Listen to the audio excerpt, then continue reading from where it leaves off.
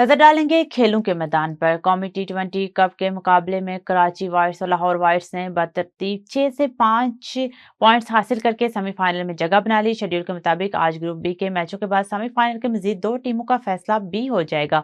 आज के मैचेस में एबटाबाद की टीम लाहौर के मद्दे मुकाबिल होगी, जबकि सियालकोट और मुल्तान की टीमें भी आमने सामने आएंगी। इन मुकाबलों के नताइज के बाद कौमी टी20 कप के सेमीफाइनल्स की 4 टीमें मुकम्मल हो जाएंगी।